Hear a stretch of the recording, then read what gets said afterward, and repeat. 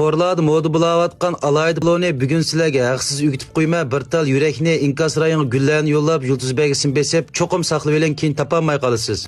Oldi bilan 1 kilogramm guruchni pakiz 3 qitim yuvayotgandan keyin ilman suvga yarim soat chilab qo'yamiz.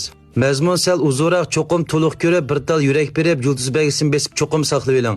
Keyinidan 1 kilogramm qo'yning sumaklik go'shti, 2 tal kapta go'shtini normal holatda chanab tayyor qilib olamiz. Bir tal tosh börekni o'ttirdan 2 qilib olgandan keyin terisini suyitib, rasmda ko'rsatilgandek gayli qilib tayyor qilib olamiz. 2 tal ish börekni o'ttirdan 2 qilib olgandan keyin buni normal pichoq qurib gayli qilib tayyor qilib olamiz. Qo'y go'shti bilan mushu kapta go'shtini bir qitim suvdan o'tkazib o'timiz, so'g'uq suvga silib qaynagandan keyin kupkun pak suzitib, go'shtini suzib tayyor qilib qo'yamiz. Oldi bilan qozonga muvofiq miqdorda may qo'yib, may qizgandan keyin qo'y go'shti kaptalarni silib, mayda bir qitim dog'lab pishirib olamiz. Ya'ni zoli qilib olamiz, ikki tarafini qizartib olsak bo'ladi. Qizirib olgandan keyin bularni suzib elitib, keynidan tayyor qilib qo'ygan mushu ish börek bilan tosh börekni mayda bir qitim qatirib olamiz. Bunda olganda poloda intayin churik holatda pishib chiqadi. Hamda qozonga o'zimiz tangishvaga alaydimi yoki qichimay qo'yib, 250 gram qichimay qo'yib, bir tal bosh piyozni silib, birdam qo'rvatgandan keyin 1 kilogram savuz solamiz.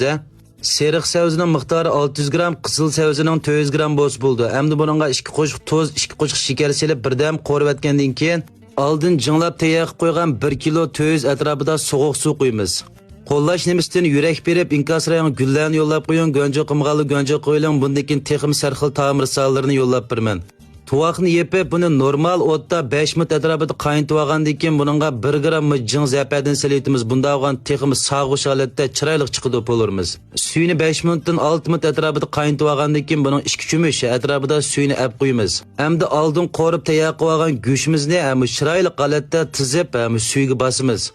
Keynidan oldin chilab qo'ygan gurchimizning suyini pak saqitib etgandan keyin gurchimizni solamiz.